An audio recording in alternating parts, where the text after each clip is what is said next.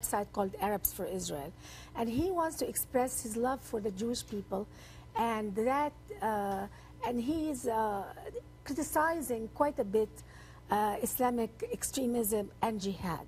So he's really the good Muslim who doesn't want to be a hate monger. As a result of that, because he communicates with the Arab world a lot of people in Saudi Arabia condemned him, and he was a bit scared, but he still gave me his poem in Arabic.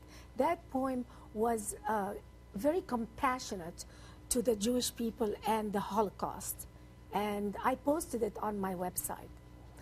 A few months later, he wrote to me that he's been getting hate mail, and finally 2 cars attacked his car, and they were talking about his poem to the Jews, and you're a Jew lover, you're a Zionist, and they used a knife, they pushed him down and then carved the Star of David on his back. And now he's begging me to help him to leave the state.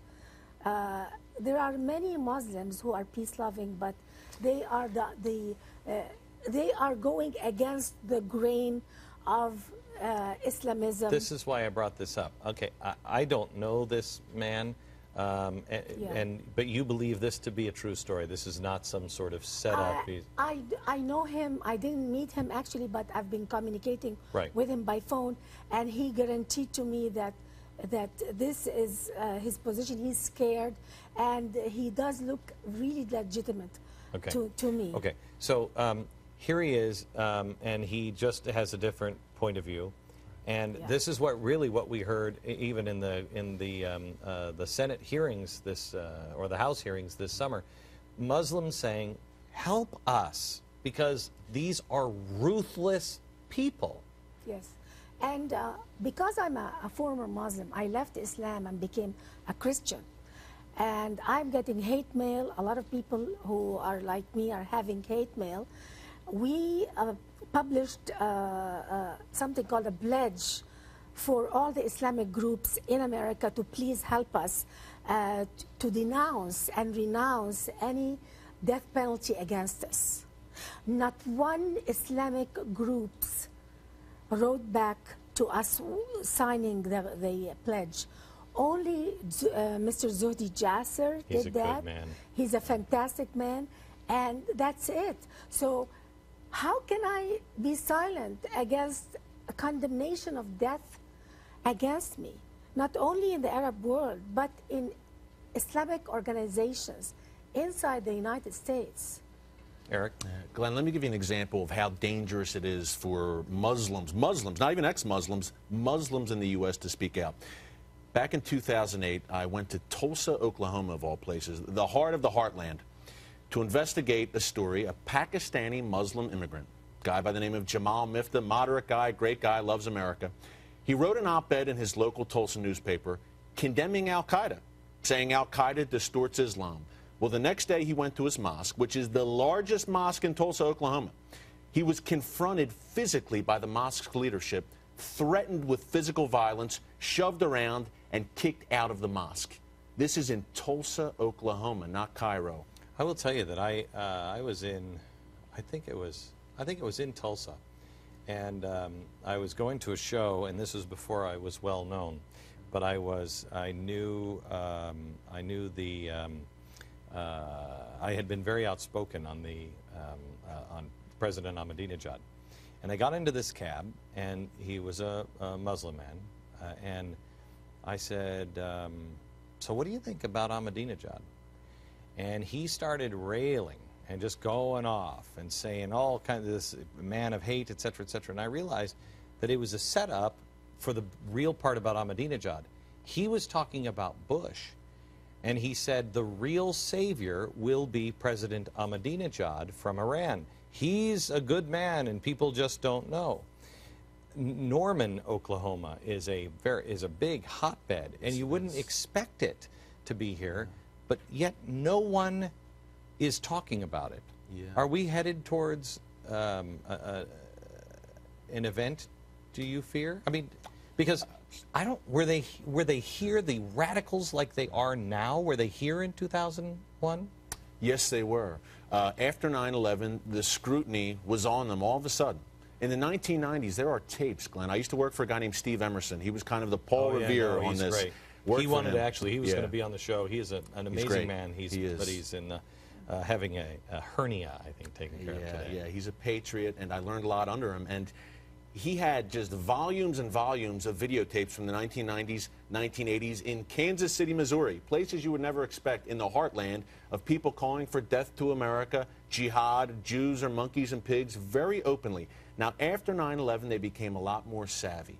They know they're being watched. The Islamists in this country know they're being watched. But I think for Hizb ut-Tahrir America to emerge in 2009, this group, Glenn, has been here for 20 years. Hizb ut-Tahrir America has been active on U.S. soil for 20 years. Now, finally, they rear their heads in 2009 for the first time. Why? And this might sound conspiratorial, but I believe that when President Obama came into office, that was a signal. Hey, this guy is not going to apply the pressure to us. He has anti-Israel, pro-Islamic policies. And I have to tell you, if you want a clearer signal, April 2009, he bows to the king of Saudi Arabia. Do you think that didn't send a signal to radicals? I think the signal, I mean, I think it's a safe thing to say that the president sent a clear signal to the Middle East and to radicals in this country when he said, rise up, when he supported the radical revolution that, and said that Muslim Brotherhood is not, they're not a group of bad guys. That was a signal, I think, that move on, we're not going to be looking around here. We're not going to be looking around. They regard us that 9/11 worked. That's how they look at it. 9/11 worked because America softened.